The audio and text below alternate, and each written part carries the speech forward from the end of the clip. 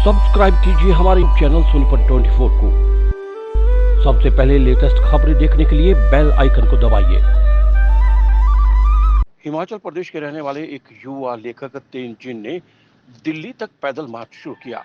तेनजिन का कहना है कि वो तिब्बत का रहने वाला है, लेकिन पैदा भारत में हुआ है और चीन ने तिब्बत पर कब्जा करने के बाद ही पिछले साल भारत पर हमला किया था और भारत को उसका जवाब देना चाहिए था, लेकिन भारत उसका जवाब नहीं दे पाया। वहीं भारत की सुरक्षा तिब्बत की आजादी के मुद्दों को लेकर वह पैदल मार्च करते हुए दिल्ली जा रहे हैं और लोगों को बॉर्डर की सुरक्षा की जानकारी के लिए जगह जगह पर्ची बांट रहे हैं ताकि लोगों को जानकारी हो सके। वहीं दिल्ली जाकर प्रधानमंत्री से मिलकर मांग पत्र देना उनका मकसद है।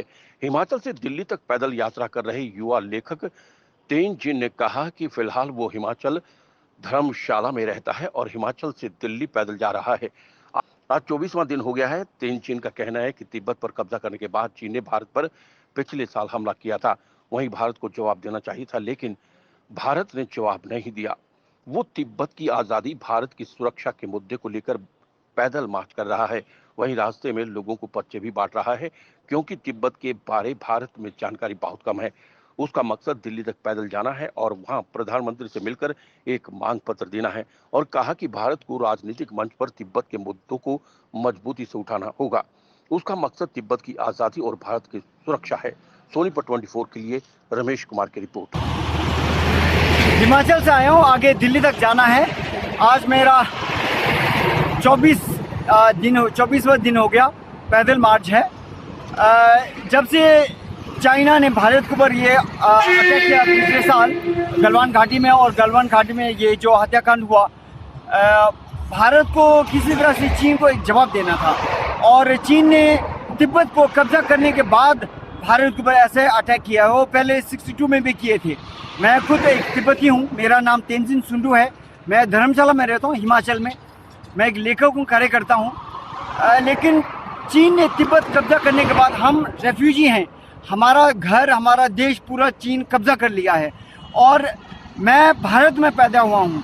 और जब भी चीन का मुद्दा आता है तो मुझे डबल ड्यूटी लगता है, एक तिब्बती होने के नाते और एक भारतीय होने के नाते।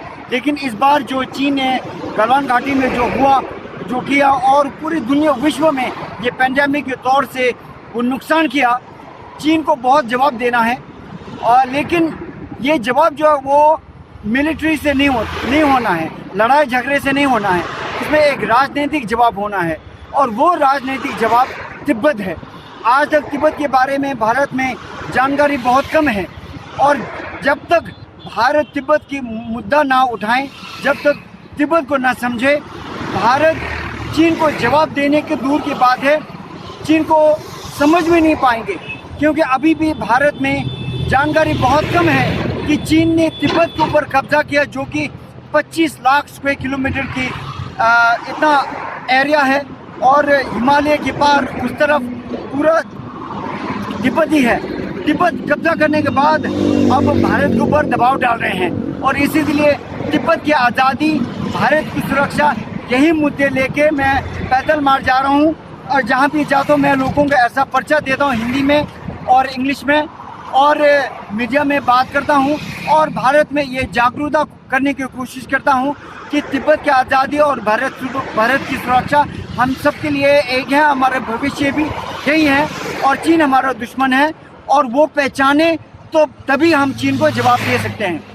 दिल्ली जाना मकसद क्यों आपका? ये दिल्ली जाना एक मकसद है, लेकिन दूसरी ये पूरी 1 महीना की पद यात्रा में जितने हो सके लोगों को रास्ते में मिल के बातें करना और ये पर्चा बांटना कि लोगों को जागरूकता आ जाए।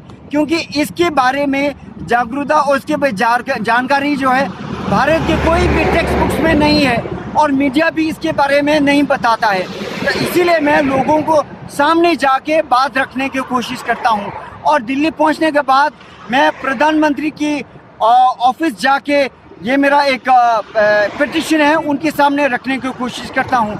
मुझे नहीं लगता प्रधानमंत्री मेरे को मिलेगा, लेकिन उनके ऑफिस तक ये पर्चा जो है सिग्नेचर कैंपेन, ये उनके ऑफिस दफ्तर में ज़रूर वहाँ रखूँगा।